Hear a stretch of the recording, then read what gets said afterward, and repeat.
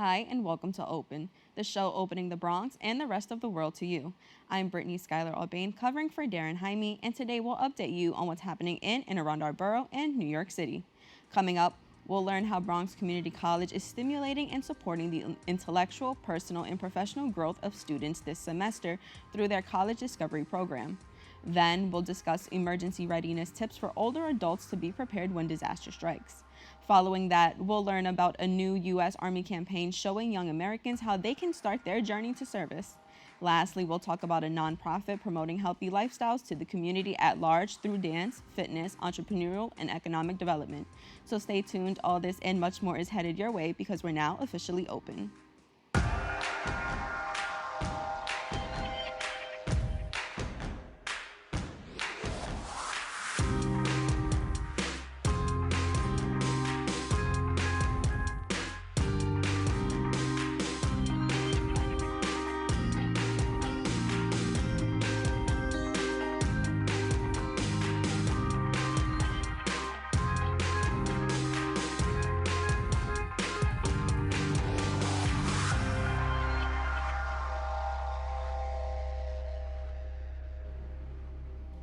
I'm Brittany Aubain, and you are now watching Open, a live program bringing the Bronx and New York City straight to you.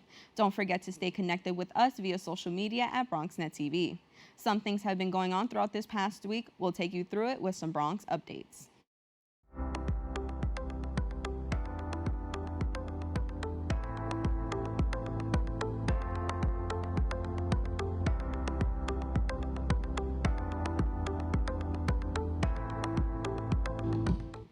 We begin with community news. Elected leaders have introduced new legislation to combat the use of ghost guns and gun activities near school.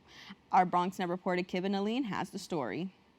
Last year, Bronx teen Anjali Yambo was killed after getting caught in the crossfire of a gunfight near her South Bronx high school.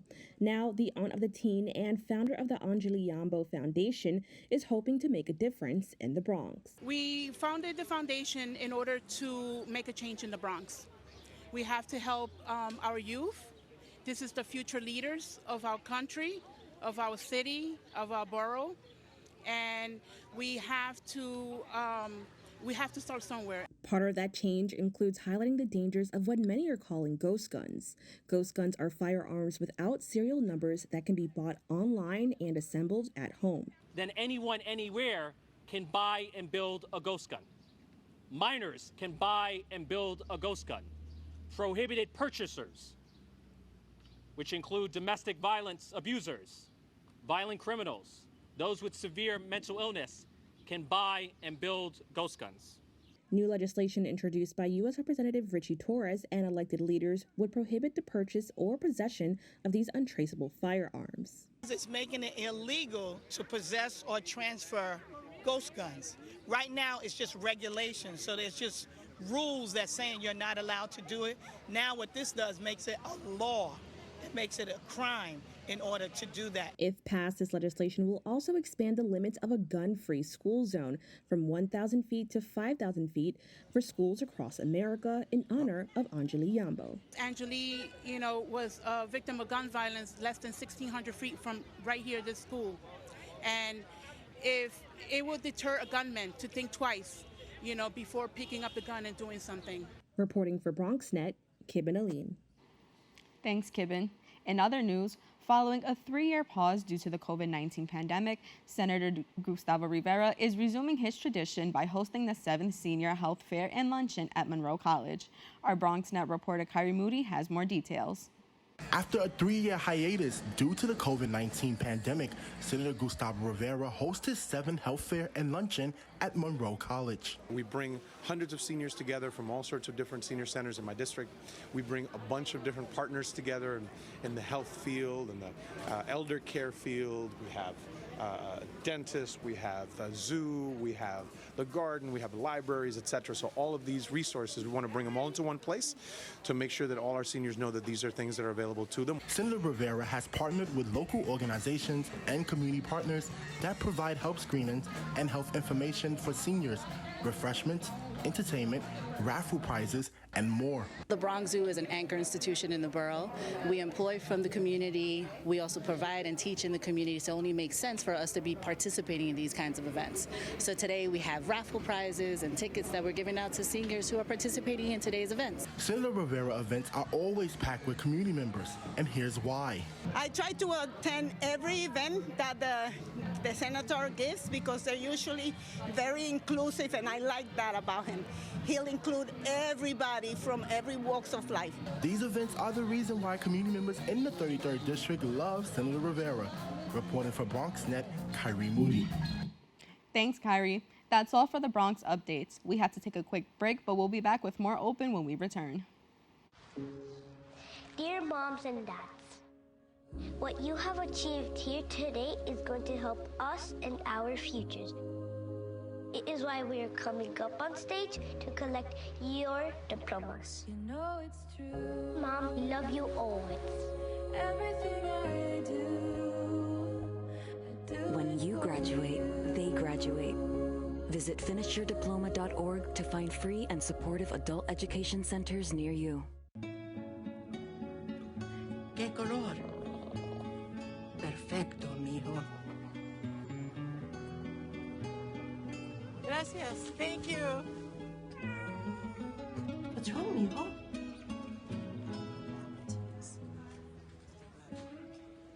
Donating to a pet's medical care is one of the many ways you can help families in your community. Pets and people belong together. Learn more at petsandpeopletogether.org. Where did the time go? Somehow I lost all those years. Where did the time go? I don't know how I got here. Or how did I get here?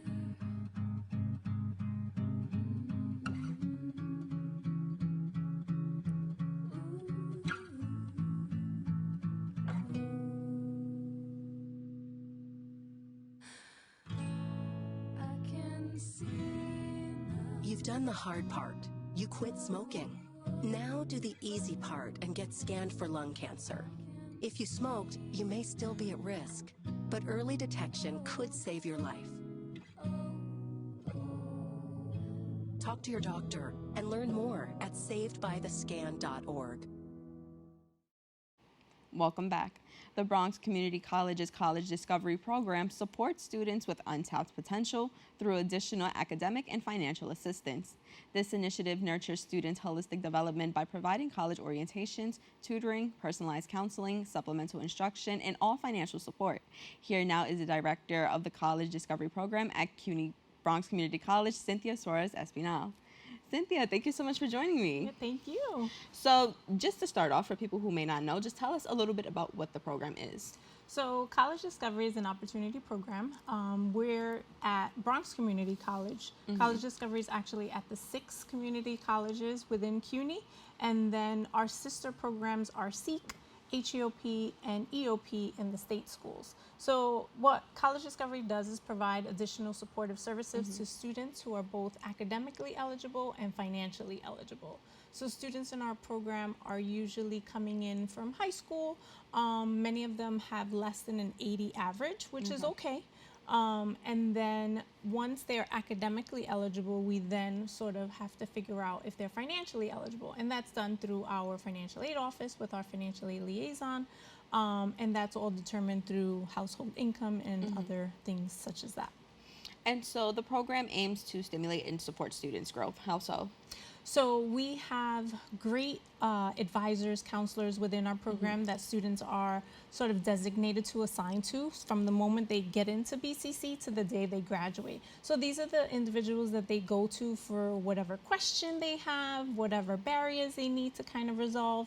We are the ones that sort of provide academic advising, provide career counseling, personal counseling, sort of whatever it is that students need to kind of get them through to graduation. Our goal is to get them to graduate, and whether it's to find a job within the city, outside of the city, or continue their education in a 4-year college. And so you mentioned programs like SEEK, HELP, EOP, which all have specific criteria for eligibility. Can you speak a little bit about the eligibility criteria for this program? Sure. So for College Discovery, students have to be financially eligible. So based on the number of individuals in the household, there's sort of a household income that's required. It's all broken down within our website, within sort of the information that's out there. So students who receive, let's say, additional financial support while they were in high school or outside, or just not meeting sort of what we would consider high salary ranges are pretty much eligible. So students within public assistance are eligible. Social Security, they receive Social Security benefits, and then have the income that's designated for New York State guidelines. Right. And now, how could this criteria target an individual who may benefit from this program? So it targets, usually, we do a lot of recruiting within our program, within CUNY. So we do go to a lot of high schools within the 5 boroughs. We do sort of invite a lot of high school counselors to campus to sort of let them know about what we have to offer.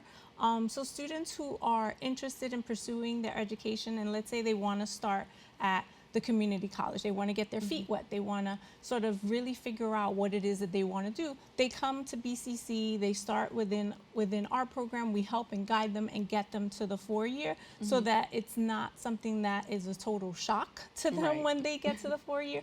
And a lot of times students, when they first come in, they're kind of like, oh, I don't know, I wanted to go away, I wanted to go to, you know, a 4-year college upstate, but I wasn't sure. So they start with us, and then eventually they end up in that 4-year college within EOP or HEOP or something to that effect. So it's more of getting them comfortable with themselves, getting them through, and starting them off strong so that they can continue their education. That's amazing. And, you know, another aspect of the program is a specific counselor for each student. So can you tell me a little bit about the role of the counselor and the types of support that they offer? Sure. They provide academic advising, so they help students schedule their classes for the semester. They help students find internships. They help kind of navigate whatever career opportunities, leadership opportunities, sort of you name it, they do. They're the go-to for that particular student or their students to kind of ask questions, get them through, and really open up their eyes to what's out there. You know, I think that's such an important component. I am actually a recent college graduate, and I was in a program like that where we were given our own counselors in a way.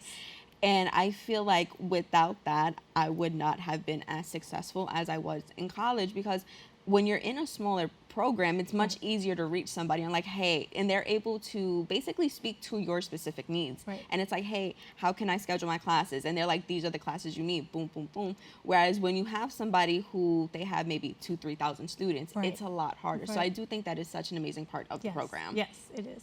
It's funny you say that. I'm sorry to interrupt you, but it's funny you say that because I actually came from opportunity programs myself many years ago.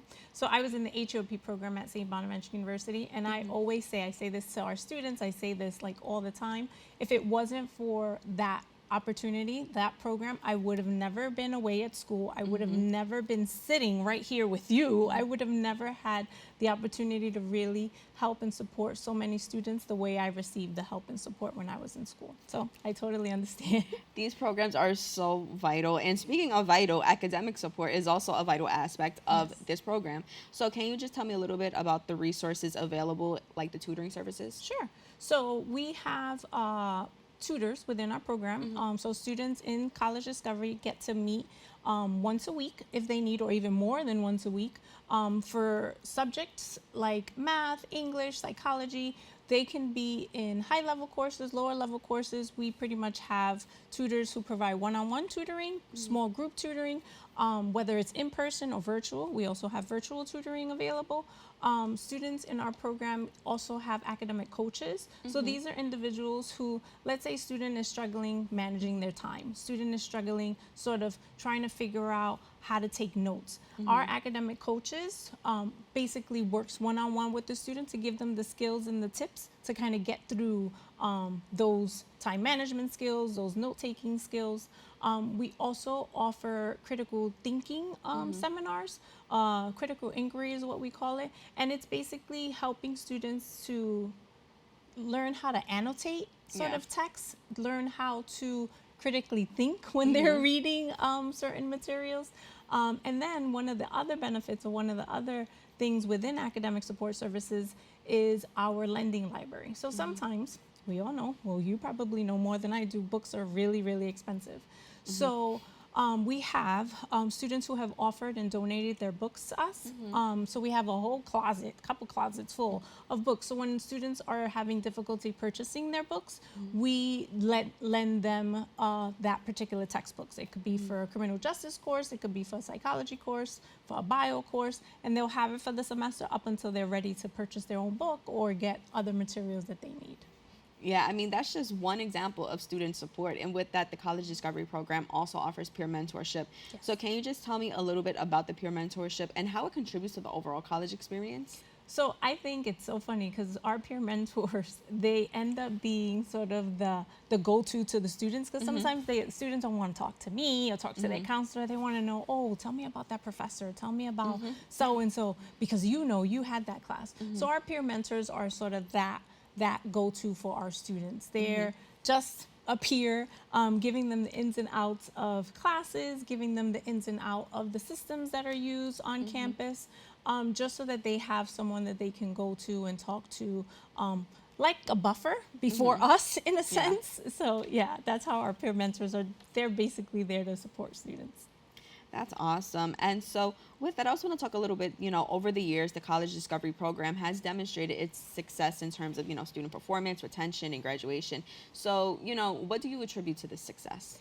I think it's all about the connections that we make with our students. I think we are a small program, so we know you. We get to know our students. We get to know each other. So we're sort of like the family away from home. We call ourselves the CD family. So come join, our program. But it's that. It's the connections we build. It's sort of the resources we provide to students. It's sort of just having a place where students can just go to and not be sort of a number and get lost on campus, or you know what I mean? So it's that. To me, I think it's the connections and sort of all the resources that we offer to our students. Yeah, of course. And we are wrapping up.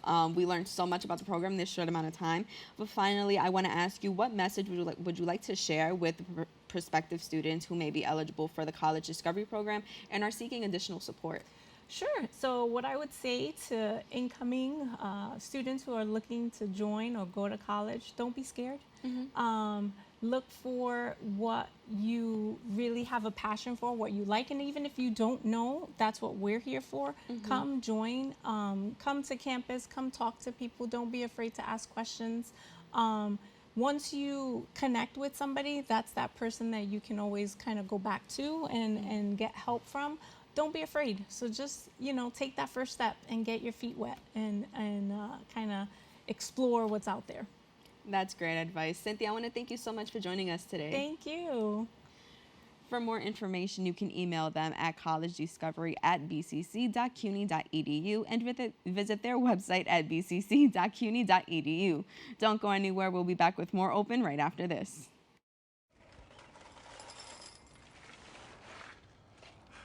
Kids! I don't want to talk about it.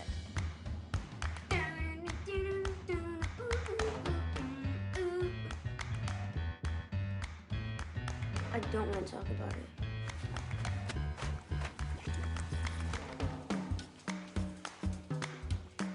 I don't want to talk about it.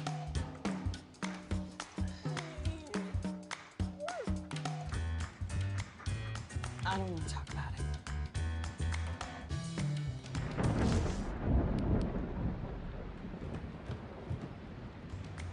Families don't have to talk about everything, but they should talk about how to plan for an emergency. Kids, you all right? This family's prepared. Get tips and resources to make your family's emergency plan. Go to nyc.gov/readyny or call 311 for more information. Even though we didn't grow up together, he's my favorite brother. Hey, sis. I'm the baby of the family, and he's the gentle giant. What you know about Port Georgia? Man, please, that's a classic. You know when they say people are a rare breed? Yeah, he's that. I'm sorry, I'll be back in a few hours. Don't worry, Shug, you know I'm for you. I know. Go get the football. That was my favorite memory. He was always for ya. This is a true story of me, Bridget Floyd, and this guy, George Perry Floyd Jr., my big brother.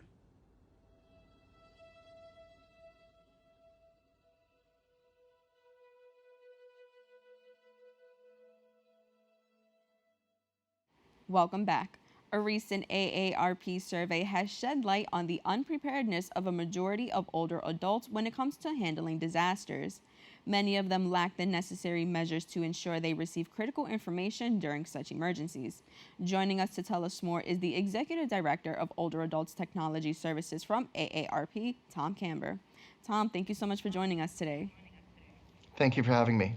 So to start off, the recent AARP survey highlighted that less than 1/3 of those surveyed have created a comprehensive emergency plan for natural disasters. Why do you think there's a lack of preparedness among older adults? Well, we really have a challenge here that's partly related to age and partly related to technology. So a lot of older individuals are more socially isolated or have less communications resources than some of their younger neighbors may have. And so in many cases, older people are a bit disconnected and need to make those plans more intentionally. And on top of that, we have technology, which is still a challenge for many older people who are still learning some of the new emerging technology tools. So we kind of have a two-part program that we have to solve, both getting older people a little bit more prepared than they might otherwise have been, and also making sure they have access to technology resources to use in case of an emergency. Yeah, of course. And when it comes to these emergency plans, what are the key elements that people should be including? Well, the first thing to do is simply get started in making a plan. No plan is ever going to be perfect, but since only 1/3 of older people have really made any significant plans to get prepared, the first thing is to just get people activated. So we've created a website with AARP. It's at aarp.org/disaster prep, and we created a quiz there that can help people assess themselves in terms of how prepared they are. The quiz is super easy. It's actually kind of fun to fill out. It takes just a few minutes, and it'll get you started so that you've already made some first steps toward being prepared for a disaster. That's the first thing to really do, is take some kind of action and start to think about what kinds of resources you should put together. And so the survey also mentioned that just 1 in 10 older adults have embraced modern tools like disaster-related apps, like we just talked about, and text notifications from official national disaster resource agencies. So how can these tools significantly enhance preparedness? Well, I've been teaching technology classes to older adults for almost 20 years, and I can tell you that these new resources from FEMA and the Red Cross and these apps that are available are absolutely fantastic. They provide up-to-date emergency information. You can customize the information so that it comes to you in the format and with the relevant context that's best for you in your community. And so our feeling is the apps are really the first place to start for many people. They're also free and they're trustworthy with these resources from FEMA and the Red Cross. So the first step may be, if you go to that AARP site that I mentioned, get connected to the FEMA site, get connected to the Red Cross site, and begin adopting them. Even if you're not yourself all that tech savvy, most of these can be filled out just by a person who's really a beginner with the technology. But if you need help, get a relative or a caregiver to come and give you some support as well.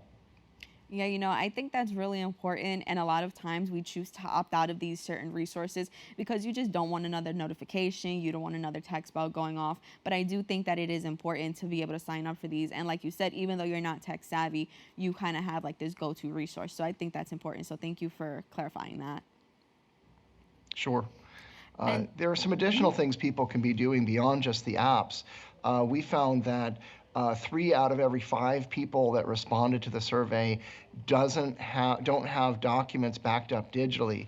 And that's something that, regardless of what kinds of technology resources you may be using, you can take those documents, take pictures of your vital documents around your birth certificate or your driver's license or your health information, and upload that on your phone so that it's available in case of an emergency, whether there's a fire or a flood that may have damaged the documents, or that you're able to access them off-site if you have to leave your home. Yeah, of course. And so, we just spoke a little bit about what are some of the first steps and some of the key elements to take, but specifically with increasing prevalence in extreme weather events, which unfortunately we're seeing right now in Florida with a hurricane. Can you tell us a little bit and walk us through the key steps of creating an effective evacuation plan for older adults? Sure. Again, you start with the sites and the checklist because they're very well informed, and they can do them by your specific area. So you can look at whether you need a grab bag, whether or not you're more likely to be facing a flood or a heat wave. So it does require a little bit of localization in terms of your use. The second thing to do is look at your make sure you have power where you need it. It's a very critical portion of it. So for example, 3 out of 5 people responding that older adults don't have portable chargers for their phones. And that's a relatively inexpensive and very easy to use resource, so that if you can't plug your phone into the wall because there's no power, you'll still have that backup portable charger. They only cost about $15 or $20. For people that have home requirements for power, that's one of the areas that people really may want to consider, especially if you've got medical devices that use power in your home that are life-saving, such as oxygen machines and things like that. You're going to need to consider a backup generator for the home, which can be something that's as simple as a small gas power generator, or if you've got a more elaborate need, you may have a more elaborate system that your entire house switches to backup power if you need it. So there's certain considerations around power that we think people need to talk through so they can be prepared as well in the case of a disaster.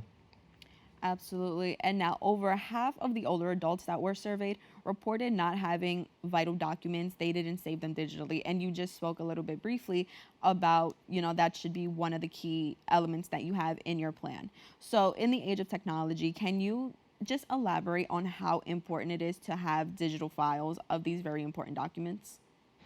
Absolutely. Those digital files are helpful even if it's not an emergency. In many cases, you'll be talking to your doctor or talking to a health insurance provider or something, and they'll ask you for information. Many of us have become much more comfortable with having access to our documents in the cloud. So your driver's license, your some tax information, insurance information, as long as you're password protecting your phone and your access to the information, which you should be doing anyways, then those resources will be available to you wherever you are and are much less likely to be damaged or lost. So we do recommend that people back things up. One other area that people have not always considered is prescription medications. So not only having the backup information about what your medications are, your doctor's information and things like that, but you're going to want to be able to actually get some extra medication as well, so that you have a little bit of redundancy there in case you're not able to access the pharmacy. So having some extra medications on hand can really make a difference as well. That was an interesting point about the medication that you brought up. It's funny, that was something that I didn't think about when I read over for this segment. I think of, what you see in TV with the bunkers, the overstock of food and the flashlights and the candles and all that. So really, for you to break down everything that you really do need, I think is important. So once again, thank you for clarifying that. And as an expert, can you tell me a little bit about how we can encourage and motivate older adults to take proactive steps in disaster preparedness, especially when chronic health conditions and reduced mobility make them more vulnerable, especially in extreme weather? Yeah, there's a couple of things that I think really help. Now you're just starting to talk a little bit about the motivation factor, right? And many people, when you say, mom or dad or grandma, I want to help you, I want you to get signed up for this disaster preparedness, they'll push you away and say, let's do it tomorrow. So you need to get people to understand the urgency. First of all, nobody wants to be a burden. And you want to make sure people know that if something happens, they should be protected so that we're not worrying about them and we're able to get access to information to know that they're safe. And so many of these resources online allow you to communicate whether or not, if you need help, communicate that you are safe. You can do that through many social media platforms. And also, even if the power and the phone goes out, many of these more recent iPhones and different systems allow you to call for help with satellite service. So you're really becoming less of a worry for your family members and neighbors and friends because you can mark yourself safe or ask for help if you need it. In addition to that, many people are urgently connected to their pets. And I can tell you, in my family, I have people that would not take care of themselves and would not set up a plan except they know they need it for their dog or their cat. And so setting up your pet with a GPS tracker and making sure that you've got systems in place in case of a disaster so that you're not separated from your beloved pets or family members is really part of the motivation that people can have to take care of these things ahead of time. And then finally, just getting people to visualize what it's going to be like if the power goes down, if you've got water on the floor, if there's a fire in your community, and you are then trying to solve the problem. Imagine how difficult it is to solve something like this once the disaster has already started. It's almost impossible to get these systems set up. So we need to do it today because it's just impossible in the future. When you need it, it's too late. Absolutely. And to wrap up, can you just tell me what message would you like to convey for older adults and their families about the importance of preparedness and the steps they take to ensure the safety and well-being during emergencies? Sure. The reality with the disaster preparedness in older people is the good news is we're living longer, and so we are more independent, and we are needing to plan for a long life in our communities, and we need to set up the systems to make sure that we're safe. So the first part of this is to say, let's do a plan today. We've put all the resources on one page for you and made it super easy for people to access and get ready. So if you go to aarp.org/disaster prep, all of those resources have been set up with access so that you can find the links to them. You don't have to go searching around the internet. And they're trustworthy and they're non-commercial. They're free of charge, so you can get set up without spending money right now. Tom, thank you so much for this informative conversation. Thank you for having us today. It's really important. I'm glad you're taking the time to cover it. Absolutely. For more information, you can visit their website at aarp.org/disaster prep. Don't go anywhere. We'll be back with more Open right after this.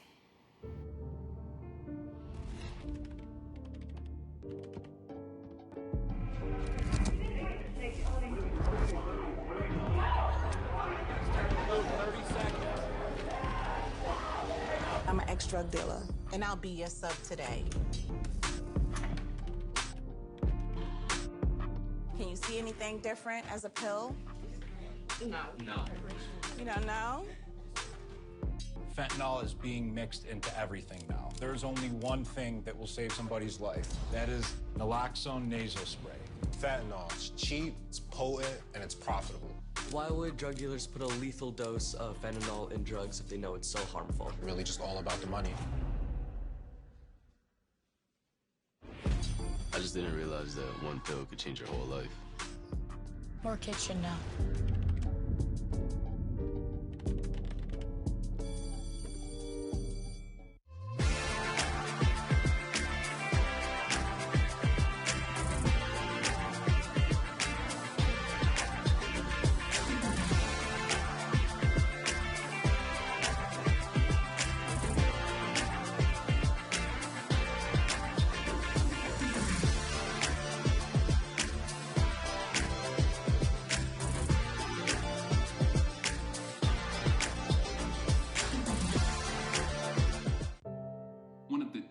Mass shootings in U.S. history at Post nightclub in Orlando.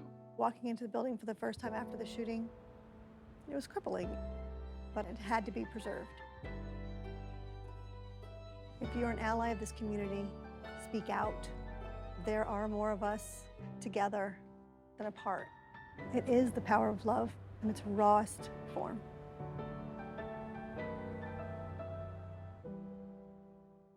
Welcome back. The U.S. Army has recently introduced First Steps, an initiative campaign designed to empower young Americans as they embark on their journey towards service. This initiative is built upon the notion that American youth do not necessarily need to possess complete clarity right from the start in order to make a substantial impact. Joining us now is the U.S. Army Major Sam Winkler. Major Winkler, Hi, thank you so much for having me. Thank you for joining us. So to start off, can you tell us a little bit more about the upcoming First Steps campaign and its significance in showcasing the journey of young Americans who want to join the U.S. Army? Sure, I'd love to. So the First Steps campaign is just our invitation to American youth to take a chance and just think about what a life in service would mean.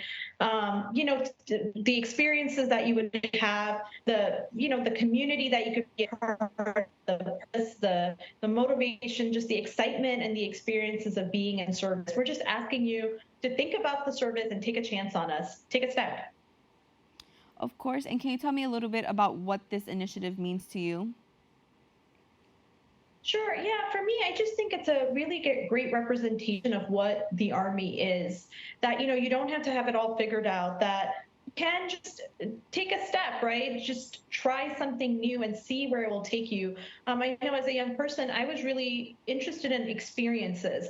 And that's something that you will gain if you, think about joining the Army or join the Army, is that there are experiences bigger than you that you never thought were possible. And it's just a fun experience. Right. And so the campaign emphasizes that young Americans don't need to have anything figured out from the beginning to make an impact, right? So how does the U.S. Army encourage individuals to take that first step toward their goals, especially when considering a career in the military? I mean, I'll just use myself as an example. I joined the Army when I was 17 years old. Right? I just happened to be at a college fair and wasn't quite sure what I wanted to do with my life. I saw a recruiter who looked a lot like me. She was young, she was of color, and she was short. I'm really short, I'm about 5 feet 2 inches. And I just, until that moment, never even realized that service could be something I did. So I joined as a paralegal. I did that for a couple of years, and I actually realized that I really enjoyed it. So I took advantage of, one of the many great programs the Army has, and I went to college through the Army, and I came back as a second lieutenant, and I've been here ever since, and I actually just hit my 17th year in service. Congratulations. Thank you. So can you tell me a little bit about how the U.S. Army ensures that the stories told in First Steps reflect the aspirations and values of the younger generation?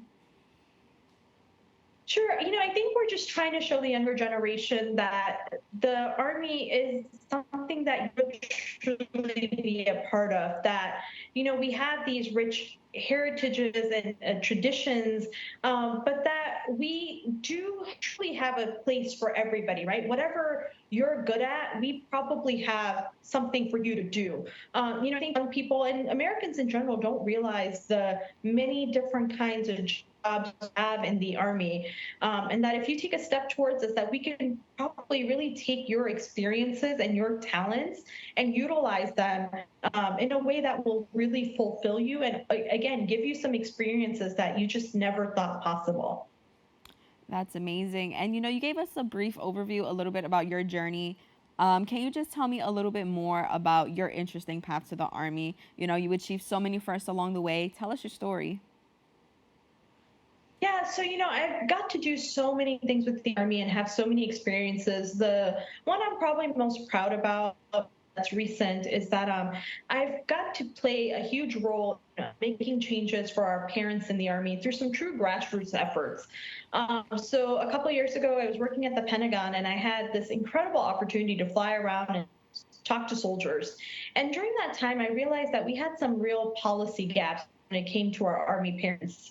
And so I went to Facebook, a Facebook group called the Army Mom Life, just to get a little bit more feedback from, soldiers on the ground. And we wrote a paper and we turned it into our Army senior leaders. And it was incredible because they listened. And last year, the Army published a really huge comprehensive update to policy regarding parents. And I think it's made a huge impact. One of the things I really appreciate about the Army is our people. And I think this policy shows that the Army, doesn't want you to choose between being a parent and being a soldier, but that goes to anything. Like, the Army wants you, right? You and your experiences and who you are as a person. We want you to bring that to the table. And that's something that I really appreciate about the Army, and, that the fact that it allows me to do that.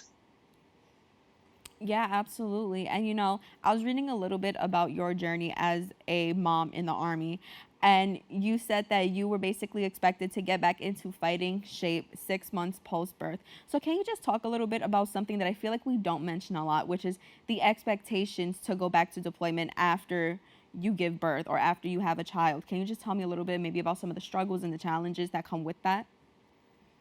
Sure, and I think, again, it was just a policy gap, right? Like, women are now 20% of the Army, and for a long time we weren't. So as we grew in the force, it was just the policy hadn't quite kept up with us. One of them was like the getting back into shape. So when I had my 2 girls, I had exactly 6 months to the day to be back in my pre-baby weight and be able to do all the physical challenges that came with my job. And I just don't think that was a realistic ask.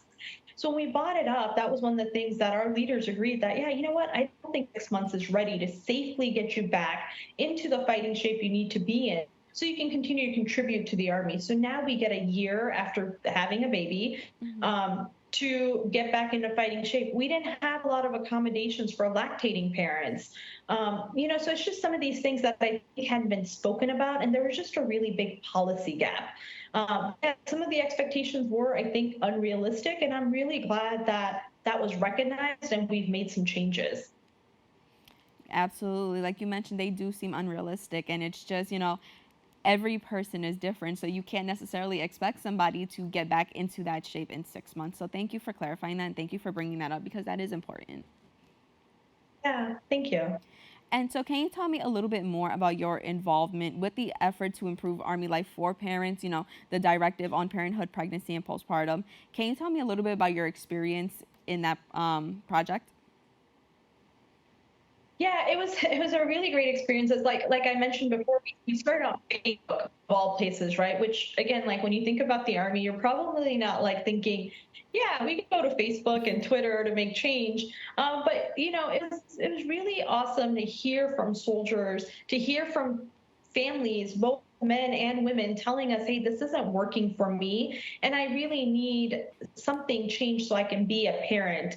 It was a great experience. I got to collaborate with so many talented people, most of whom I still call friends, most people that I still now talk to. And it was just, if you know anything about bureaucracy in the Army, it takes a long time to make change, right? So this policy, from start to finish, from the grassroots effort on Facebook to policy, was about 18 months. Which is really fast for the amount of things we changed. But yeah, it was a really great experience, and I'm truly proud of what the Army's done in this space. That's so great to hear. And now people might be surprised to learn that a group of parents in the Army could drive such a dramatic change, So can you tell me what else might surprise our viewers about the Army? Yeah, I think viewers know that, the Army is just a part of Americans, right? We're just Americans who choose to wear a uniform.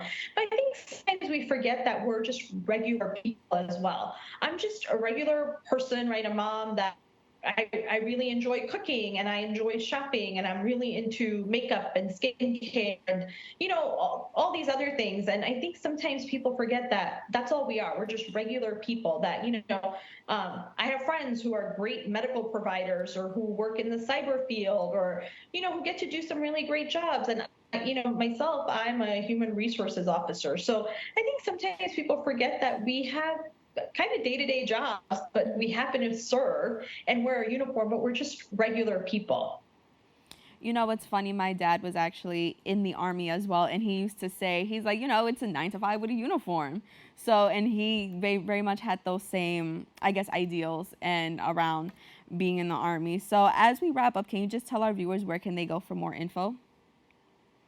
Yeah, thank you. So, for any more information or to just consider thinking about joining us, please go to goarmy.com.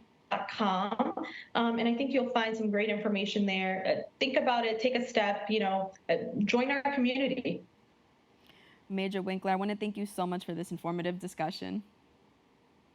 Thank you for having me. I really appreciate it. Of course.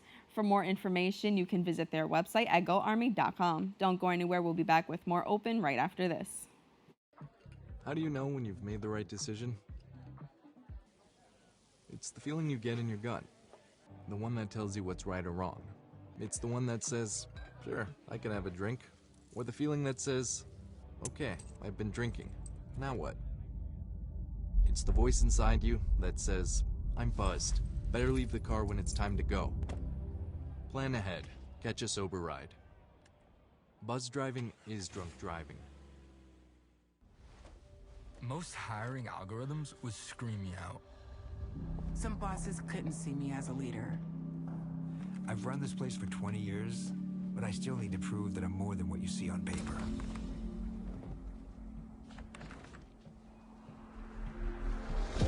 I've been running code as long as I've been able to reach a keyboard.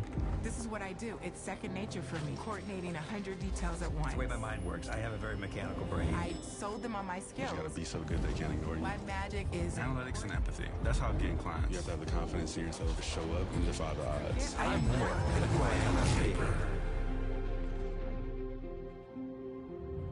I never got a college degree. And today, I'm the CEO of my own company. People want to tell me I'm one in a million, when actually I'm one of millions. Stars are all around us. It's time for them to shine. Welcome back. Orisha Wholeness is a nonprofit organization committed to promoting healthier lifestyles in our broader community, often with minimal or no cost involved. Their team of wellness facilitators accomplishes this mission through a diverse range of activities, including dance and fitness programs, support for entrepreneurship, economic development, and much more. Joining us to tell us more is the president of Orisha Wholeness, Dr. Pascale Pierre, and vice president and board chair of Orisha Wholeness, Shelly Wilson. Thank you both so much for joining me. Thank you for having us. So just to start off, could you tell me a little bit more about Orisha Wholeness and its mission, and how did the idea for the nonprofit come about? Sure.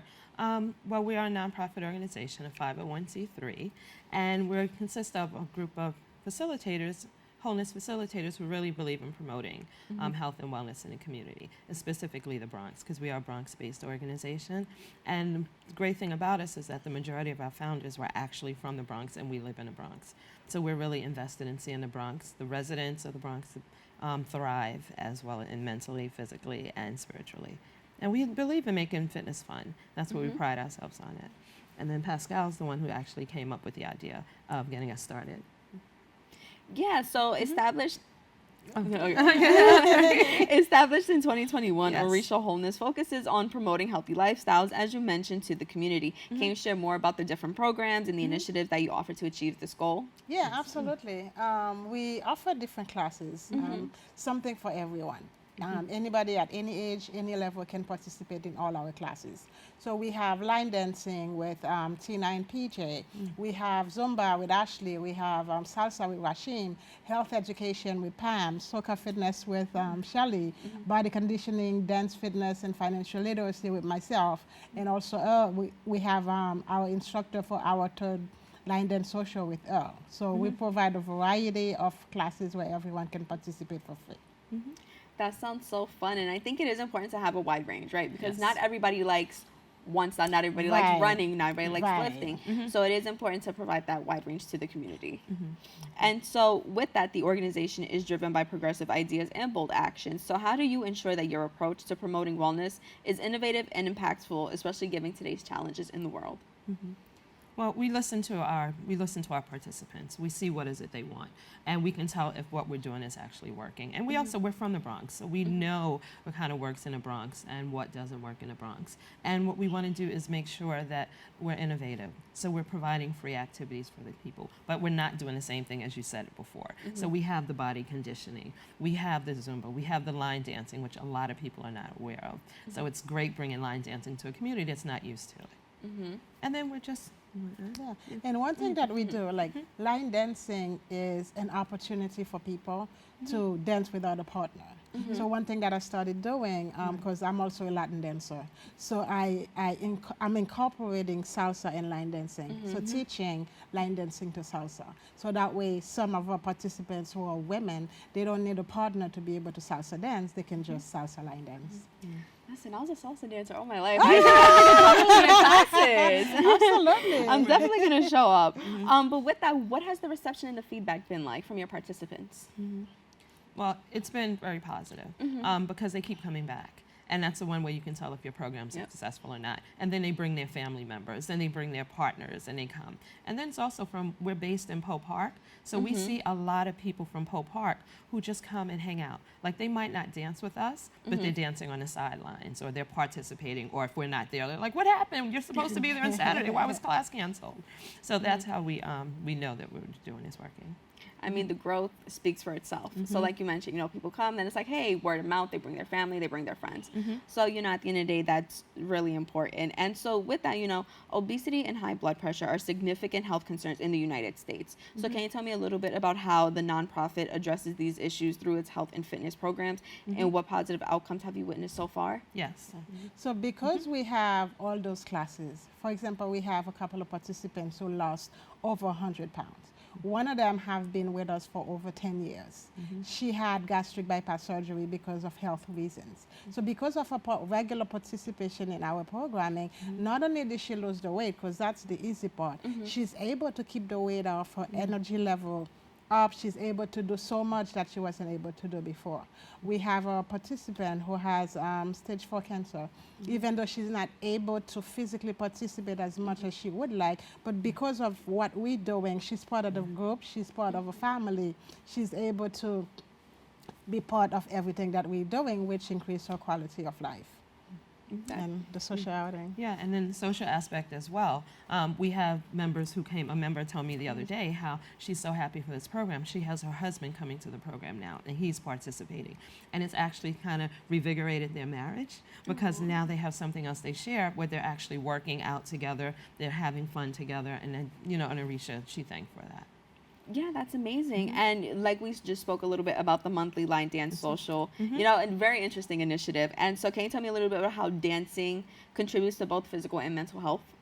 So line dancing, there's a line dance community out there, just like there's a salsa community. There's a line dance community out there. So it's not just about dancing, it's about socializing. It's about the camaraderie. So we have monthly line dance socials where people come from all over. And you get to see the same people over and over. It's like a little family. So we have people from Long Island, even as far as North Carolina, come to our line dance event where you get to see people that they've never seen before and get to practice the dances that they've been learning in class. That is so fun. That is so much fun. And so with that, like you kind of just mentioned, social outings are another aspect of your organization's activity. So how do these outings contribute to the building stronger social bonds within the community? Well, we're taking some of our members who live in the community who wouldn't have an opportunity to go to different places. They just came back from Niagara Falls. They did the Bubble Run, which is in Queens. So it doesn't matter how far you go. It's the fact that we're taking our members places that they wouldn't go on their own. And they're building that trust. They're building that the experiences, the bonds with each other, as well as other people that we're bringing in. So aside from the primary location of Orisha, you guys also do like group outings and things like that, correct? Yes. We have a we have a walking group that we do every second Saturday of the month, where we take people to different parts of the Bronx. So it's like a learning a history of the Bronx as well, because we're going to different places. We just went over to the George Washington Bridge, and we are also increasing the endurance, because at the beginning we were only able to do maybe 1 or 2 miles. Right now we're doing 10 miles. And it's some of the same people coming back, so we know that their endurance is increasing and they love participating in things like that. Yes, and we were also doing a hiking program. We were actually taking our members up into Westchester so that they were hiking different places. So it was another opportunity to take them out of the Bronx, to take them to another area, so then they can bring that experience back. That's awesome. I really love the variety that this organization offers. And so with that, Dr. Pascale, how does your experience and expertise contribute to the organization's mission? Well, I'm a physical therapist, so I have a master's degree and doctor's degree in physical therapy. So basically that's my job, to get people back to being well and women healthy. So I use that as a tool to help the community. And also, it's also personal for me as well. I remember I was going to work one day and I walked up like a 10 feet here, and when I got to the top, I was out of breath. And I'm like, nope, I need to get my health under control. And one of the ways that I was able to do it is to volunteer at my job to teach dance fitness classes, volunteer with Shape Up New York City in the community to teach community classes. So. That's amazing. And Shelly, same for you. You know, you bring over 30 years of experience to the organization. So how has your extensive background in managing community-based organizations influenced the way that Orisha Wholeness runs? Well, I'm also a group fitness instructor as well as my master's degrees in nonprofit management. So I have the opportunity to bring my passion for what I love to the organization, teaching classes, helping people to become healthier, and I believe in meeting them where they're at. So there's nothing can limit you about your body size, your age, your gender. It's you have fun. You move the way you can move. And so that's what I love to bring to the organization, as well as we're a small organization. You see we do a lot. So trying to get us to the point where we're getting to meetings, we're creating new experiences for our youth. So that's kind of where I help out. And, you know, speaking of, like you just mentioned, kind of no limits, you describe your classes as fun, energetic, and easy to follow. So how do you ensure that your fitness programs are accessible and enjoyable at all levels? We see the smiles on their faces. We see them coming back every year. We just did Summer Streets this past week in the Bronx. And when we taught our classes, people were just walking in. They're like, oh my God, this is so much fun. And they were able to jump in and do it. So they didn't need any dance experience. It's open for everyone. And we could see that, how people just join in and participate. And, you know, as a nonprofit, you know that community engagement is vital to the organization. So how can individuals in the community get involved with Orisha Wholeness and support your mission? Sure. They can go to our website, www.orishawholeness.com, and just sign up or just stop by. Everything is open. You don't have to register. We're based in Poe Park. Our classes are listed. You hear the music. All you have to do is stop by and join us. We also on Facebook and Instagram. Hashtag Orisha Wholeness. Yes. And so, you know, with that, in your experience, can you tell me a little bit about how combining physical activities like dance with social interactions create for a more holistic approach to well-being and health? Oh, it's great. Our participants, not only do they get that physical activities, it also helps them mentally. We have some community members who have not been able to do a lot of physical activities. Now they're able to play with their grandchildren. They're able to go out and enjoy a movie, whereas before they would just sit at home. Even our regular participants, like for example, there's a lady, she's never been to Long Island before, and just being able to get out with a group of other women or other participants, it's just increased their quality of life. That's amazing. And as we wrap, I want to ask both of you, looking ahead, what are your aspirations for the growth and development of Orisha Wholeness? We love the fact that we're based in the park.